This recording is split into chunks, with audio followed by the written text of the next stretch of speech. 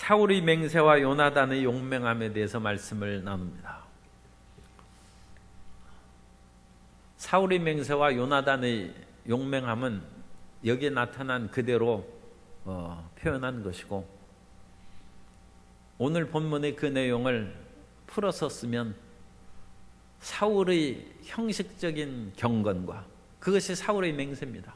형식적인 경건과 요나단의 용맹스러운 믿음입니다. 사울은 형식적인 경건으로 오히려 싸움을 그르쳤습니다.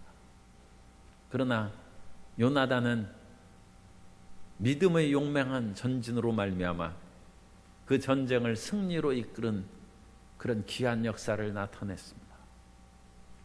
오늘 우리가 이 말씀을 보면서 종교적인 형식으로는 기적을 만들 수 없습니다. 형식적인 경건은 하나님께서 역사하시지 않습니다. 그러나 작은 것이라 할지라도 우리가 믿음을 가지면 주님께서 다윗의 물맷돌을 통해서 골리앗이라는 거대한 적을 물리친 것처럼 우리의 믿음을 통하여 역사하십니다. 그러므로 아무리 현실이 상황이 어렵고 힘들다 할지라도 요나단과 같은 용맹스러운 믿음으로 전진함으로써 하나님의 도우심을 받고 기적을 창출하는 성도 여러분 되시기를 예수님 이름으로 축원합니다. 첫 번째 우리가 볼 것은 용맹스러운 요나단의 모습인데, 왜 요나단이 이와 같이 용맹스럽게 전진해야 되느냐? 이스라엘과 블레셋이 전면전으로 싸울 수 있는 실력이 안 됩니다. 우리나라하고 또 어떤 나라하고 마찬가지입니다. 우리가 군사력이라든지 방위비 협상하고 그런 것으로 인해서 싸움이 안 됩니다. 그렇다고 해서 우리가 무조건 지거나 굴복당하는 것은 아닙니다. 왜냐하면 요나단의 용맹스러움이 블레셋을 물리친 것을 성경을 통해서 보기 때문입니다. 이 블레셋은 가나안에 들어올 때부터 철기 문명을 가지고 들어왔고, 이스라엘은 가나안에 들어올 때부터 청동기 문명을 가지고 들어왔어요. 그래서 우리가 그냥 옛날 학교 다닐 때 배운 것으로 하면 청동기 시대가 지나고 철기 시대가 들어왔지 않습니까? 그러니까 철기가 더 발달된 그런 문명의 이익인데, 블레셋은 철기부터 시작하고 이스라엘은 청동기부터 시작하니까 서로 싸움이 안 되는 것이죠. 블레셋은 여러 가지 지중해 동에서 선박 기술도 아주 발달했고, 철기 문명을 통하여 강력한 무기도 가지고 탁월한 건축술도 가져와서 벽면을 돌을 다듬어서 깨끗하게 벽을 만드는 이 성벽을 쌓는 그런 기술을 가졌어요. 옛날에 성벽을 쌓아놔도 성벽을 무너뜨릴 수가 있습니다. 왜냐하면 그 성벽의 돌들이 울퉁불퉁하기 때문에 울퉁불퉁한 속에다가 쇠막대기, 그러니까 아주 단단한 것을 해서 그 속에다 넣어가지고 막 흔들면 돌멩이가 하나가 빠지는 거예요. 그러면 그것을 가지고 더 하나를 빼고, 그러면 결국은 성벽을 무너뜨릴 수 있어요. 그런데 그것을 아주 평평하고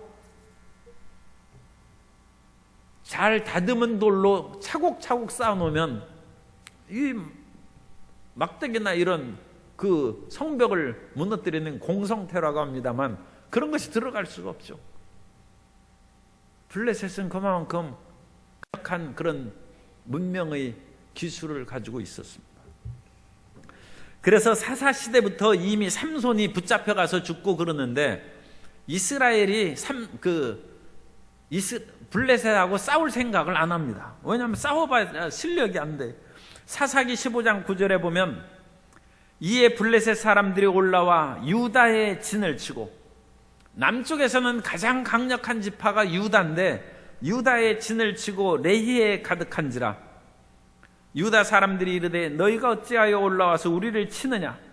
그들이 대답하되 우리가 올라온 것은 삼손을 결박하여 그가 우리에게 행한 대로 그에게 행하려 함이로라 하는지라.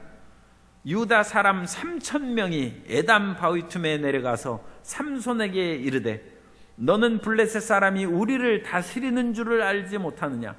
내가 어찌하여 우리에게 이같이 행하였느냐 하니 삼손이 그들에게 이르되 그들이 내가 행한 대로 나도 그들에게 행하였노라 하니라. 그러면서 삼손은 동족인 유다 백성들 3,000명이 올라왔어. 그러면 이 3,000명 가지고 블레셋하고 싸우죠. 그런데 유다가 안 싸웁니다. 싸워야 진다는 것입니다. 그러니까 3,000명의 유다 사람이 동족의 일종의 독립투사인 삼손을 결박해서 넘겨주는 거예요. 참 비극적인 시대죠.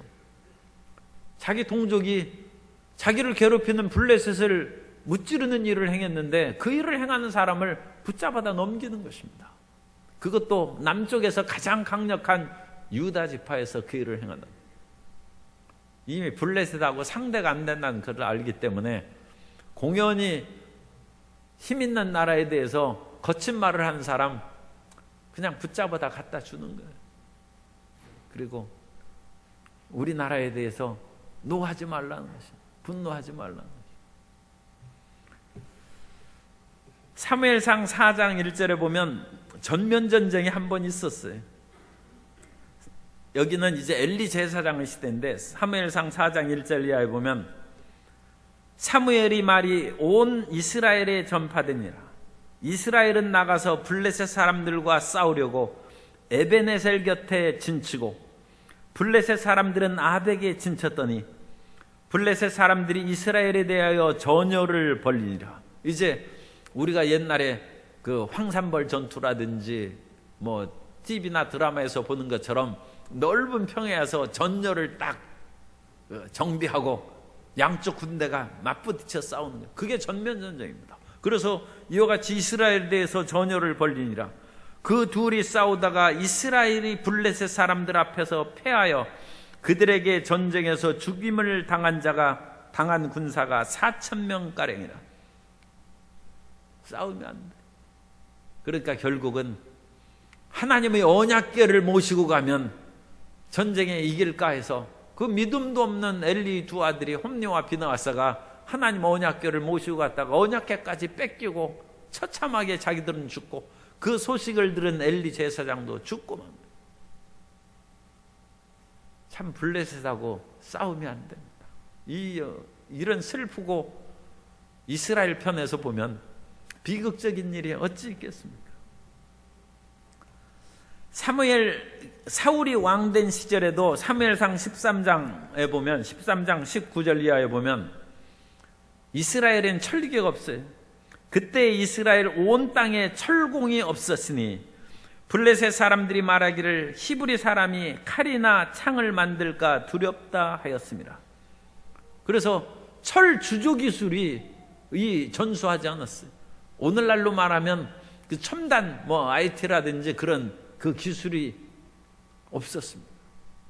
그래서 제일 끝에 보면 싸우는 날에 22절입니다. 싸우는 날에 사울과 요나단과 함께한 백성의 손에는 칼이나 창이 없고 오직 사울과 그의 아들 요나단에게만 있었더라.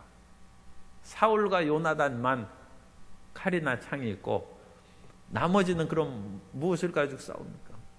몽둥이나 죽창 가지고, 이건 무슨 동학혁명도 아니고, 그죠? 그렇게 지금 싸우는 거예요. 그러니까 일본군이 총으로 쏘는데 이 동학혁명군이 죽창 가지고 싸우니 그게 싸움이 되겠어요? 결국은 붙잡혀서 죽은 것이죠. 금산성인가 어디서가 거기 가봤는데 거기에서 어쨌든 비극적으로 결말을 맺습니다. 그런데 이것이 꼭 그렇게 반드시 처참하게 끝나는 것은 아닙니다. 왜냐하면 그 안에서도 기계가 있는 사람은 혼자 싸우는 거예요. 요나단이 그런 사람입니다. 전면전으로는 블레셋을 못 이깁니다. 그런데 요나단은 용맹스러운 사람. 내 혼자 죽더라도 이 블레셋에 우리가 이렇게 굴복하고 그야말로 유다 지파처럼 삼손 붙잡아 갖다 주고 그런 식으로는 못 산다는 것입니다. 그래서 요나단이 하루는 사무엘상 14장 1절에 보면 우리가 읽은 본문의 1절입니다. 그래서 하루는 사울의 아들 요나단이 자기의 무기를 든 소년에게 이르되 우리가 건너편 블레셋 사람의 부대로 건너가자 하고 그의 아버지에게는 아뢰지 아니하였더라. 그래서 요나단은 왕자고 장군이죠. 그러니까 무기를 들은 부관입니다. 부관에게 우리 한번 블레셋에 가서 정탐하고 어떤지 우리가 살펴보자. 그래서 같이 그곳으로 갑니다. 그러면서 이 요나단은 하나님께 기도합니다. 하나님께서 저 사람들을 우리에게 붙일지 모른다. 그러면서 사무엘상 14장 6절 이하에 보면 요나단이 자기 무기를 든 소년에게 이르되 우리가 이 할례 받지 않은 자들에게로 건너가자. 야훼께서 우리를 위하여 일하실까 하노라. 야훼의 구원은 사람의 많고 적음에 달리지 아니하였느니라. 무기를 든 자가 그에게 이르되 당신의 마음에 있는 대로 다 행하여 앞서 가소서. 내가 당신과 마음을 같이하여 따르리이다. 무기를 든 자, 부관은 이런 사람을 택해야 돼. 그냥 장군과 함께 죽음을 각오하고 그래야지. 이 부관이 이러면 우리 죽는데 가면 안 됩니다. 그렇게 하면 되겠습니까? 당신이 가고자 하면 당연히 내가 따라간다. 그런데 요나단이 한 이 믿음의 고백이 중요한 것입니다. 하나님이 함께 하시면 숫자의 많고 적음으로 승패가 결정되는 것이 아니라는 것입니다. 이것이 오늘날 우리가 이 세계 속에 대한민국의 존재를 드러낼 수 있는 길이고 우리가 사업상에서도 승리할 수 있는 길입니다. 하나님이 함께 하시면 대기업에서도 우리가 쓰러지지 않고 하나님이 함께 하시면 우리의 작은 자영업이 무너지지 않는다는 것입니다. 하나님께서는 기드온에게 수만 명이 몰려왔는데 필요 없다고 하셨습니다. 그리고 기드온에게 300명의 용사를 통해서 그야말로 허다한 모래알과 같은 미디안의 연합군을 무찌르신 것입니다. 하나님께서는 창조적 소수를 통하여 위대한 역사를 행하십니다. 그러므로 이 믿음으로 우리가 전진해야죠. 이 믿음으로 전진해야지 우리가 외적인 그런 힘과 권능으로 나가면 하나님의 도우심이 별 필요 없죠. 아니 우리가 숫자도 많고 무기도 신무기고 최신무기인데 우리가 떨 것이 뭐 있어요. 그러나 우리가 하나님을 의지하는 것은 무기가 없어요. 그러니까 하늘에서 우레가 내리고 우박이 쏟아지고 그러는 것이에요. 하나님이 도우시는 거예요. 숫자가 많지 않아요. 그러나 아람 군대들이 사마리아를 에워쌌을 때 나병 환자 4사람이 그야말로 우리가 죽으면 죽겠다 하고 걸어가니까 하나님께서 이 아람 군대들로 말미암아 수많은 병거의 소리를 듣게 하셨으므로 그들이 혼비백산해서 도망갔다. 이 민족에 이러한 믿음의 전진이 있어야 될 줄로 믿습니다. 그래서 요나단이 그 병기 잡은 소년과 함께 그 부관과 함께 쳐들어가는 거예요. 그런데 이 쳐들어가니까 놀라운 일이 생겼어요. 우리 동양에서도 옛말에 그 사면초가라는 말이 있지 않습니까?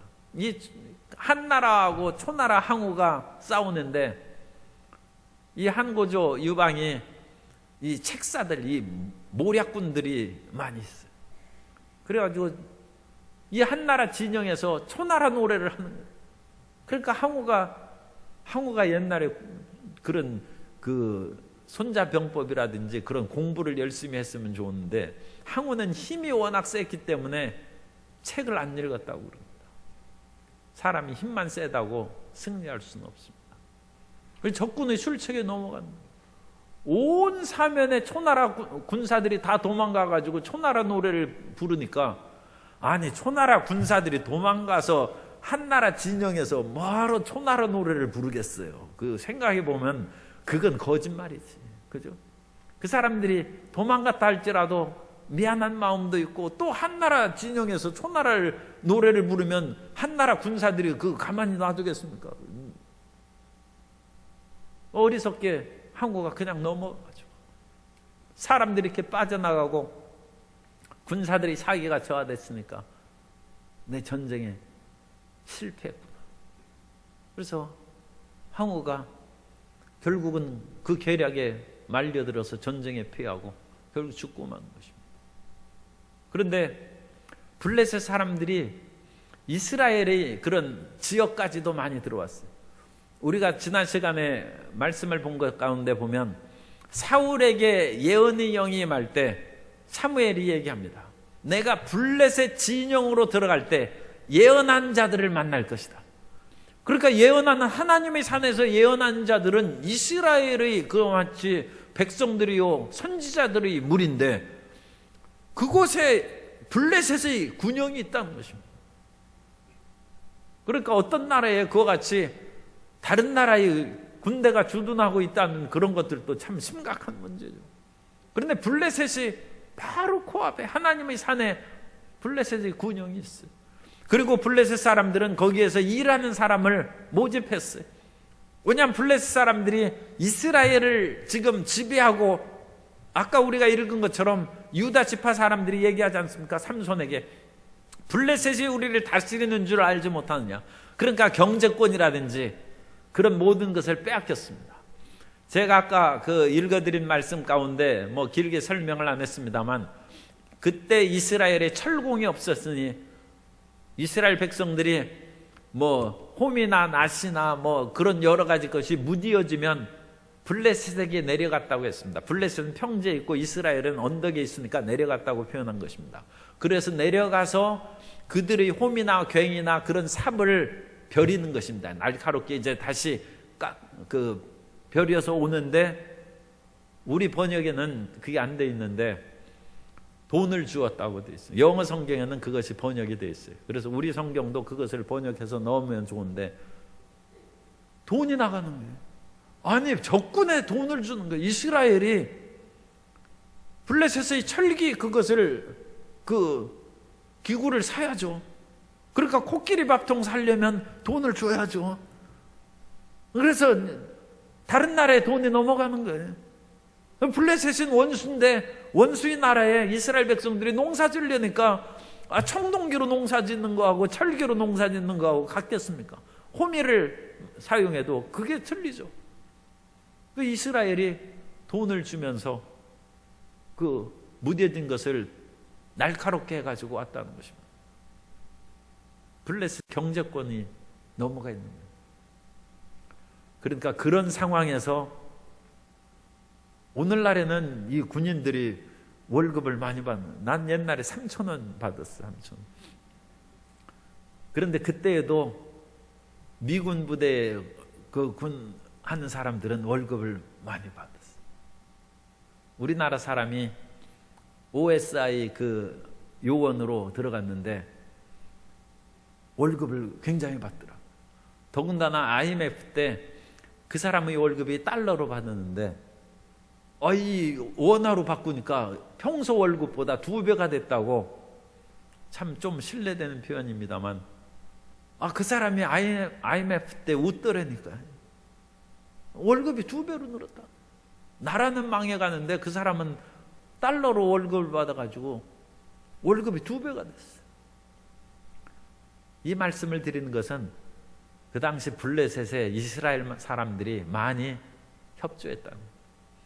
오늘날 용어로 하면 부역자들입니다.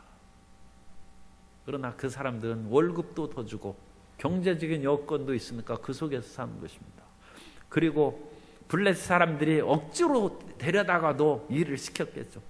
그래서 블레셋 군대 안에 하급 군대, 그러니까 일을 시키고 뭐 빨래하는 군인들도 필요하죠. 밥 짓는 군인도 필요하죠. 그런 군인은 누구냐? 이스라엘 사람입니다. 그래서 이스라엘 사람들이 군인으로 그 속에 있어요.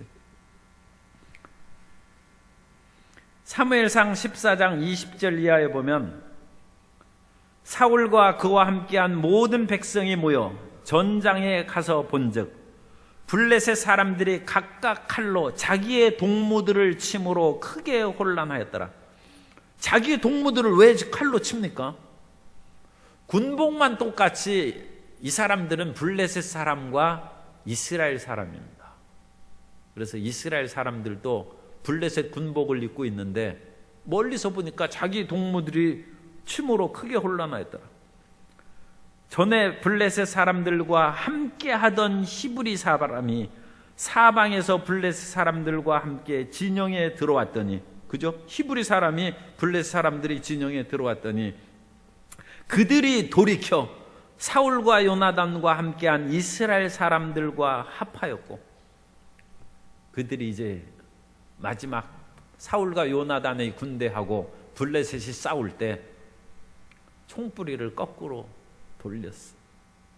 자기들은 블레셋 군인임에도 불구하고 우리가 더 이상 이렇게 살아갈 수 없다 해서 사울과 요나단과 힘을 합해서 블레셋 사람과 싸운 것입니다.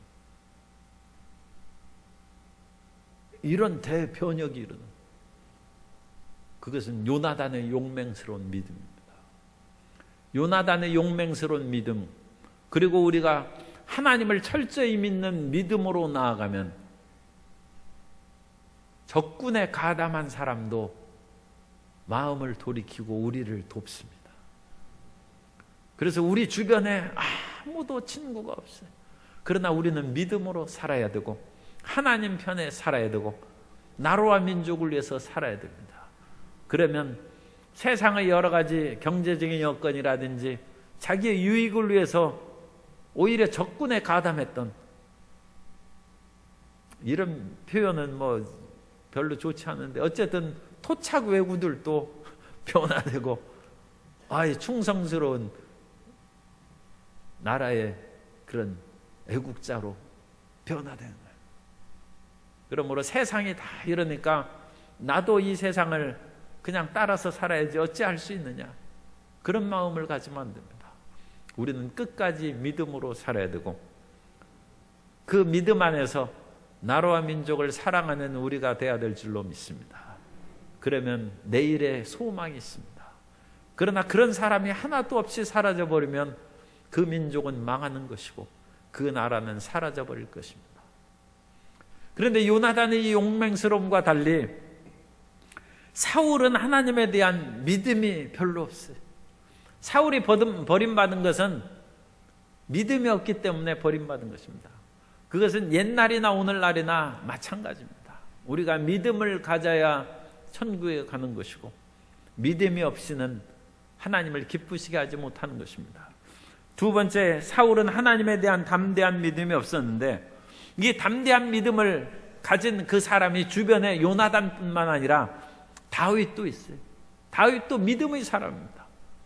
사울이 전쟁터에서 지금 골리앗의 그런 그 장군과 서로 대화했는데 이스라엘 백성들은 골리앗을 보고 그냥 사시나무 떨듯이 떨지 아무 힘이 없어요. 그런데 그야말로 아무것도 모르는 그런 양치기 소년인 다윗이 전쟁터에 나왔다가 이 골리앗이 소리치고 블레셋 사람들이 이스라엘을 모욕하는 것을 보고 분노가 충만합니다. 어찌하여 이와 같이 하나님의 백성들을 저들이 모욕하는가? 사무엘상 17장 43절 이하에 보면 블레셋 이제 다윗이 믿음의 담대함으로 나갈 때 이 블레셋 골리앗과 싸울 때의 얘기입니다. 블레셋 사람이 다윗에게 이르되 내가 나를 개로 여기고 막대기를 가지고 내게 나왔느냐 하고 그의 신들의 이름으로 다윗을 저주하고 그 블레셋 사람이 또 다윗에게 이르되 내게로 오라 내가 내 살을 공중의 새들과 들짐승에게 주리라 하는지라. 다윗이 블레셋 사람에게 이르되, 이 블레셋 사람은 골리앗을 말하는 것입니다. 너는 칼과 창과 단창으로 내게 나아오거니와 나는 만군의 야훼의 이름 곧 내가 모욕하는 이스라엘 군대의 하나님의 이름으로 내게 나아가노라. 이 다윗이 얼마나 강하고 담대한지 몰라요. 이 구척장신 골리앗이 다윗을 죽여서 짐승의 밥이 되겠다 하는데도 다윗은 뭐 떨리는 것이 없어요. 너는 칼과 창과 단창으로 나오지만 나는 만군의 야훼 하나님의 이름으로 너에게 나가는 하나님의 이름으로 전진하시기를 바랍니다. 하나님의 이름으로 사업도 해야 되고, 하나님의 이름으로 병도 이겨야 되고, 하나님의 이름으로 우리의 앞길을 개척해 나아갈 때 주님이 도와주시는 것입니다. 그게 주님을 믿는 힘이요 능력입니다. 다윗이 그야말로 적수 아무것도 없는 그런 상황에서 물맷돌 5개 만들고 전진해서 나아갑니다. 다윗이 이 위대한 믿음을 이제 우리가 다음으로 계속 이제 살펴볼 것입니다만, 일단 상당히 이제 앞서 있는 사람들하고 다른 점을 우리가 한 가지 또 지적해서 나아갈 필요가 있습니다. 다윗이 실수를 해가지고 결국 자기가 죄를 짓고 그로 말미암아 그 아들 압살롬이 모반을 했어요. 그래서 아들 압살롬이 쿠데타를 일으켜서 다윗이 황급하게 도망가고 있습니다. 그런데 다윗이 왕궁을 떠난다는 이야기를 듣고 다윗을 사랑하던 제사장들이 언약궤를 들고 성 앞에서 기다리고 있어요. 사무엘하 15장 24절 이하에 보면, 보라, 사독과 그와 함께한 모든 레위 사람도 하나님의 언약궤를 메어다가 하나님의 궤를 내려놓고 아비아달도 올라와서 모든 백성이 성에서 나오기를 기다리도다. 왕이 사독에게 이르되, 보라, 하나님의 궤를 성읍으로 도로 메어가라. 만일 내가 야훼 앞에서 은혜를 입었으면 도로 나를 인도하사 내게 그 궤와 그 계신대를 보이시리라. 하나님께 옮기지 말라는 것입니다. 내가 지금 아들에게 쫓겨가지만 하나님이 나를 세우시면 내가 하나님을 찾아가야지, 하나님의 궤가 나를 쫓아서 피신을 한다, 있을 수 없다는 것입니다. 하나님께서 정녕 나를 세우시면 내가 그 궤와 그 계신 곳으로 다시 돌아올 것이라. 엘리 제사장의 두 아들하고 딴판이죠. 엘리 두 제사장들은 하나님의 궤를 모셔다가 전쟁에 이용하려고 그랬어요. 형식적인 경건입니다. 거짓된 경건입니다. 그 거짓된 경건은 역사하지 않습니다. 하나님께서는 언약궤를 빼앗기는 일종의, 그것은 수모를 당하는 것이죠. 그런 언약궤를 뺏김으로써 백성들이 얼마나 놀라겠어요. 그러나 하나님은 그런 거짓된 경건에 힘을 합해주지 않습니다. 뺏기게 놔둡니다. 그러나 진실된 믿음은 아무리 작은 사람이라 할지라도 주님께서 역사하시는 것입니다. 그래서 다윗은 이 고비에 지금 하나님의 언약궤라도 옆에 있어서 위로를 해주고 하나님의 언약궤가 같이 도망가니까 얼마나 마음이 든든하겠어요. 그런데 다윗은 그렇게 생각하지 않습니다. 내가 비록 도망갈지라도 내가 다시 하나님을 배울 날이 다가올 것이고 주님께서 나를 세워주실 것이다. 다윗은 믿음의 사람입니다. 조금 더 가자 베냐민 지파 사람 시므이가 와서 다윗을 독한 말로 저주합니다. 옆에 있던 장군이 저 시므이를 당장 제가 가서 쳐 죽이겠습니다. 그러자 그냥 놔두라고 했습니다. 저가 지금 저주하는 것은 하나님이 시켜서 하는 것인즉 하나님께서 나의 억울함을 아시면 그것을 선으로 바꿔주실 것이다. 지금 도망가면서 욕 얻어먹는데 너 죽고 나 죽자 달려들 판이죠. 그런데 다윗은 믿음의 사람, 그런 식으로 너 죽고 나 죽자 하지 않습니다. 하나님이 나를 도망가게 하시니 내가 도망가고 하나님이 나를 낮추시니 내가 낮아진다는 것입니다. 그러나 나는 믿음을 가지고 살아간즉 하나님께서 반드시 나의 억울함을 돌이켜 주실 것이고 나를 세워 주실 것이다. 믿음으로 살아야 됩니다. 우리 옆에 계신 성도님에게 끝까지 믿음으로 삽시다. 끝까지 믿음으로 사는 것입니다. 우리는 그 보장을 그리스도 예수 안에서 확실한 보장을 받았으니까 이 구약시대 다윗도 그랬는데 우리는 더더욱 믿어야 됩니다. 그런데 사울은 믿음이 없어요. 사무엘상 13장 12절 이하에 보면 이 사울이 얘기입니다. 이에 내가 사울이 이르기를 블레셋 사람이 나를 치러 길갈로 내려오겠거늘 내가 야훼께 은혜를 간구하지 못하였다 하고 부득이하여 번제를 드렸나이다 하니라. 사무엘이 사울에게 이르되 왕이 망령되이 행하였도다. 왕이 왕의 하나님 야훼께서 왕에게 내리신 명령을 지키지 아니하였도다. 그리하였더라면 야훼께서 이스라엘 위에 왕의 나라를 영원히 세우셨을 것이거늘. 아브람도 처음 초창기에는 이와 같이 인내로서 하나님을 기다리는 시간이 없었어요. 그리고 나이는 늙어가고 이젠 자식이 낳지 못해요. 요즘에도 한 80에 자식 난 사람 얘기가 가끔 해외 토픽에 나오고 그러니까 아브람도 그렇게 할 수 있었겠죠. 아브람이 85세에 하가를 얻어가지고 이스마엘을 낳았어요. 그러나 그것은 실패입니다.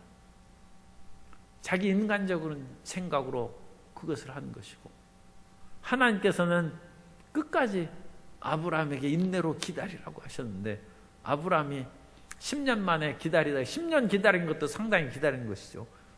그러나 그것은 실패한 것입니다. 조급증을 없애 주옵소서.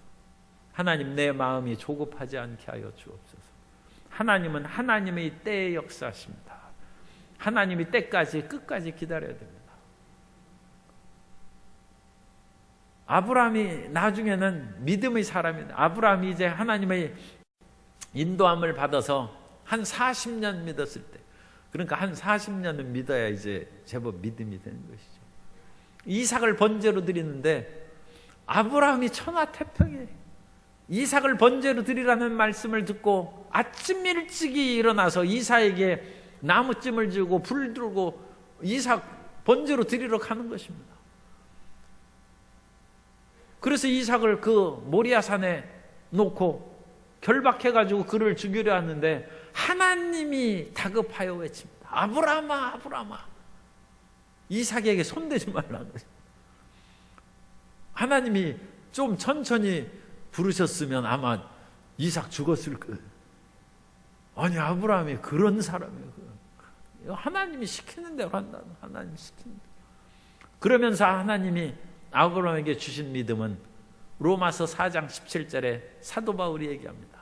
아브라함이 믿은 바 하나님은 죽은 자를 살리시고 없는 것을 있는 것 같이 부르시는 하나님이라. 아브라함의 믿음이 절정이에요. 절정. 죽은 자를 살리는 절정입니다. 그러므로 하나님, 지금 눈앞에 이 사업의 이런 모든 문제가 지금 나타나 있고 발등에 불이 떨어져 있는데 하나님, 지금 돕지 않으면 내 사업 끝납니다. 그렇게 해서 기도하고 기도하다가 아니, 하나님이 움직이시지 않는 것 같아. 그럼 자기가 해버려요.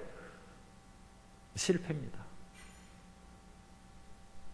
그냥 하나님이 하시도록 놔둬요. 그리고 그 배짱을 가져야 돼. 내가 망하게, 하나님 자식이 망하는 것이지 나는 없어요. 나는 생각할 거 없어요. 하나님의 자녀가 실패하는 것이고 하나님의 자녀가 사업에 어려움을 겪는 것이고 하나님이 책임지신다. 그 믿음으로 우리가 나아가면 하나님이 역사하십니다. 하나님은 능히 죽은 자를 살리실 수 있고 물고기에 던져진 요나도 살리사 니느웨에 가서 회개의 말씀을 전하게 하신 것처럼 하나님의 뜻은 이루어집니다. 하나님의 뜻은 반드시 이루어집니다. 그러므로 하나님이 안 하시면 내가 하겠습니다. 그 마음을 버려야 됩니다. 나는 살든지 죽든지 흥하든지 쇠하든지 나는 주님 뜻을 따릅니다. 그 믿음으로 나아가야 됩니다. 그런데 사울이 그 믿음이 없어요. 요나단도 그 믿음으로 하나님이 역사하시는 것은 사람의 많고 적음에 있지 아니하다. 요나단이 지금 두 사람이 가서 죽을 결심을 해서 나간 것이죠. 그런데 두 사람이 나가서 하는 것을 보고 블레셋 군대 안에 있던 사람들이 모반해가지고, 그 사람들은 원래 히브리 사람입니다만 어쨌든 형식적으로는 블레셋 군대니까 모반해가지고 그 편에 가담하고 대변혁이 일어나는 것입니다. 그런데 사울은 끝까지 자기 생각으로 사는 사람. 자기 생각으로 사. 그 사람, 자기 생각으로 사는 사람은 하나님이 응답하시지 않습니다. 여기에 보면 사울이 비극적인 그런 것이 계속 진행되고 있는데, 이 13장에서 하나님의 도우심을 억지로 구하기 위해서 사울은 믿음이 없어요. 그런데도 번제를 드립니다. 믿음이 없이 예배를 드리는 것은 하나님이 받지 않으십니다. 그런데도 불구하고 사울이 그와 같이 번제를 드렸어요. 그리고 나서 요나단이 지금 적진에 가서 막 그 적진을, 블레셋 진영을 어지럽히게 하는 것을 사울이 지금 이 14장의 내용을 그 성도 여러분이 미리 지난주에 읽어오라고 제가 숙제를 냈으면 좋았을 것을. 그죠? 어쨌든 제가 알고 있으니까 그냥 그러려니 들으시면 됩니다. 그래가지고 이 요나단이 막 적진에서 한 그런 것을 보고 사울이 적진에 뛰어들어가서 적군을 물리쳐야 될 거 아닙니까? 그런데 이 사울은 굉장히 또 조심성이 있어요. 그래서 제사장에게 하나님께 물으라고 그렇게 얘기합니다. 그래서 사무엘상 14장 18절에 보면 사울이 아히야에게 이르되 하나님의 교회를 이리로 가져오라 하니 그때 하나님의 교회가 이스라엘 자손과 함께 있음이니라. 사울이 제사장에게 말할 때 블레셋 사람들의 진영에 소동이 점점 더한지라.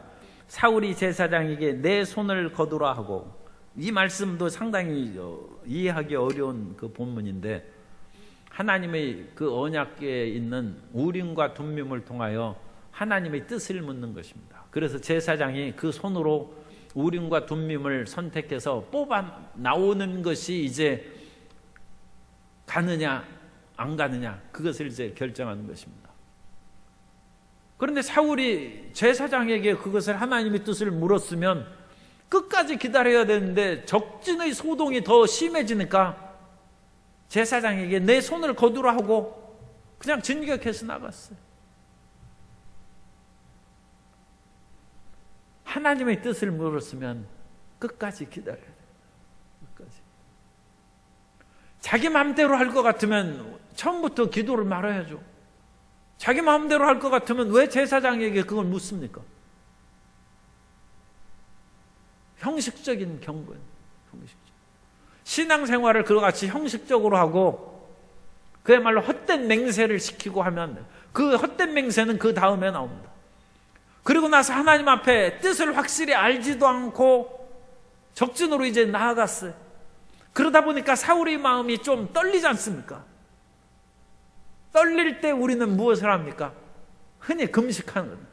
그래가지고 사울이 금식 명령을 내린 거예요. 그래서 24절이 그것이 본문입니다. 이날에 이스라엘 백성들이 피곤하였으니 이는 사울이 백성에게 맹세시켜 경계하여 이르기를 저녁 곧 내가 내 원수에게 보복하는 때까지 아무 음식물이든지 먹는 사람은 저주를 받을지어다. 전쟁터에서 군인들에게 금식시킨 사람이 어디 있어? 그야말로 헛된 경건입니다. 그런데 요나단은 그 자리에 지금 없이 그 싸움터에 블레셋 진영에 있지 않습니까? 그래 나중에 군사들하고 모여서 있을 때 막 적군을 쫓아서 이제 가죠. 팔레스타인은 이제 더운 지역이니까 야생 꿀이 있어요. 그래가지고 그 꿀을 이렇게 찍어서 먹으니까 그 사이에 이제 요나단 아무것도 못 먹었죠. 그러니까 꿀을 탁 찍어 먹으니까 눈이 밝아져요. 배고플 때 사탕 한 개 먹으면 눈이 밝아져요. 그러자 옆에 있는 군인이 얘기하는 것입니다. 당신 아버지께서 이 싸움 끝날 때까지 아무것도 먹지 말고 먹는 사람 저주를 받는다 했습니다. 요나단이 내 아버지께서 어찌 그러하셨는가? 밥을 많이 먹고 힘차게 싸웠더라면 우리의 적군을 더 많이 물리칠 수 있을 텐데. 요나단은 용맹스러운 믿음의 사람입니다. 사울은 형식적인 경건으로 하나님의 역사를 이루려고 하고 있습니다. 둘이 안 맞죠. 우리 삶에 그런 헛된 맹세나 어떤 것을 함으로써 하나님의 도움을 얻을 수 없습니다. 그러므로 신약시대에 예수님께서는 도무지 맹세하지 말라는 것입니다. 도무지 맹세하지 말라는 것은 믿음으로 살아가라는 하나님의 뜻이에요. 그래서 마태복음 5장 34절 이하에 보면 나는 너희에게 이르노니 도무지 맹세하지 말지니 하늘로도 하지 말라 이는 하나님의 보좌이며 땅으로도 하지 말라 이는 하나님의 발등상이며 예루살렘으로도 하지 말라 이는 큰 임금의 성이며 내 머리로도 하지 말라 이는 내가 한터럭도 희고 검게 할 수 없음이라. 오직 너희 말은 옳다 옳다 아니라 아니라 하라. 이에서 지난 것은 악으로부터 나느니라. 주님께서는 그런 헛된 맹세하고 그것을 인하여 다른 사람의 신뢰를 얻으려고, 우리가 맹세를 왜 합니까? 나를 못 믿어주니까 그 사람에게 억지로 믿게 시키려고 맹세하는 거예요. 사람 사이에 맹세하는 것이죠. 하나님 앞에 왜 맹세하고 서원합니까? 하나님한테는 이제 특히 서원이라고 그렇게 할 수 있어요. 참 이것도 좀 미안한 얘기입니다만 하나님이 워낙 안 믿어주니까 할 수 없이 하나님 앞에 맹세하는 거예요. 하나님 앞에 그냥 주님 이렇게 하겠습니다. 이미 새벽기도 지났기 때문에 이제 편하게 들으십시오. 11월에는 새벽기도를 제가 특세를 꼭 하겠습니다. 그랬는데 하나님이 못 믿어요. 그러니까 맹세하고 맹세코 하겠습니다. 평상시에 새벽기도 매일매일 하는 사람은 그 맹세할 필요 없죠. 아니 자동적으로 나와가지고 기도하는데 하나님 저 내일도 새벽기도 합니다. 그럼 하나님이 뭐 당연한 거 뭐 얘기하느냐, 내일도 그럼 교회에서 보자 그러시겠죠. 그런데 1년에 한 번 나오는 사람은 그 얘기를 하면 하나님이 잘 안 믿어주셔요. 그래야 주님 맹세코 나오겠습니다 하고 다음날 보니까 시계 알람이 안 울렸어요. 그래가지고 잠에서 깨니까 벌써 5시에 못 오는 것이죠. 그래서 약속을 지키는 사람은 맹세할 필요가 없어요. 하나님 앞에 평소에 신실하게 살면 헛된 맹세나 다짐을 할 필요가 없습니다. 사울이 맹세를 시키고 금식을 시키고 저주를 받을 것이다 하는 것은 사울의 그런 경건이 외식하는 것이고 위선에 빠진 거예요. 바리새인들이 그런 외식적인 경건을 많이 했기 때문에 예수님께 많이 책망을 받았죠. 그리고 지금 전쟁이 진행되고 있어요. 지금 전쟁의 극심한 상황이 됐는데 사울이 이제 백성들이 너무 전쟁에서 피곤하고 적군의 그런 짐승들을 탈취하니까 너무 배고프니까 막 그걸 잡아먹는 거예요. 그런데 그것을 피를 쏟고 먹어야 되는데 피채 먹지 말라고 그렇게 되어 있죠. 그런데 피를 쏟을 시간이 없어. 너무 기진하고 배고프니까. 그래서 백성들이 피채 먹는 죄를 범하기 시작하자 사울이 전쟁 중에 제단을 쌓았습니다. 14장 35절에 보면 사울이 야훼를 위하여 제단을 쌓았으니 이는 그가 야훼를 위하여 처음 쌓은 제단이었더라. 하나님 앞에 무슨 제단을 전쟁 중에 쌓습니까? 평소에 쌓아야죠. 시험을 앞두고 제단을 쌓으면 되겠습니까? 평소에 기도해야지. 위기 가운데는 누구나 다 합니다. 평소 신앙으로 하나님을 기쁘시게 하고 평소 신앙으로 하나님을 예배하는 사람이 되어야 될 줄로 믿습니다. 그러면 주님께서 어련히 알아서 해주시겠습니다. 그런데 발등에 불이 떨어지고 제단을 쌓고, 그것이 사울이 처음 쌓은 제단. 그럼으로써 사울은 온전한 경건과 믿음에 들어가지 못했고, 하나님께서 또 이 제단을 쌓은 후에 사울이 또 묻습니다. 하나님, 여세를 몰아서 블레셋을 계속 칠까요? 그런데 37절입니다.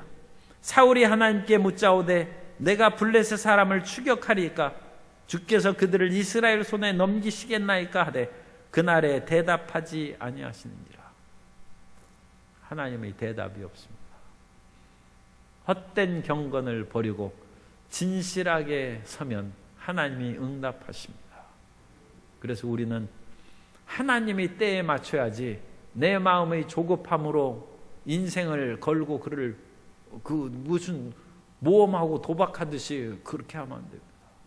하나님께 맡기고 모든 것을 차분히 행하고, 하나님께서는 그 때가 되면 우리를 사랑하사 독생자 예수님을 보내주시기까지 했는데 어찌 우리 개인 한 인생의 성공과 실패를 주님께서 모른 척 하시겠습니까?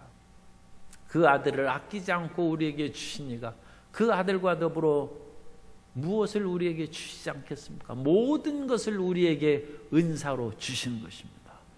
그 하나님의 절대 사랑을 믿고 조급한 마음을 버리고 하나님과 동행하는 삶을 살고, 우리의 눈앞에 있는 적이 아무리 블레셋과 같이 크고 강하다 할지라도 요나단과 같은 용맹스러운 믿음으로 전진해 나아가면 적진이 무너지고 우리 앞에 승리 역사가 다가오게 될 줄로 믿습니다.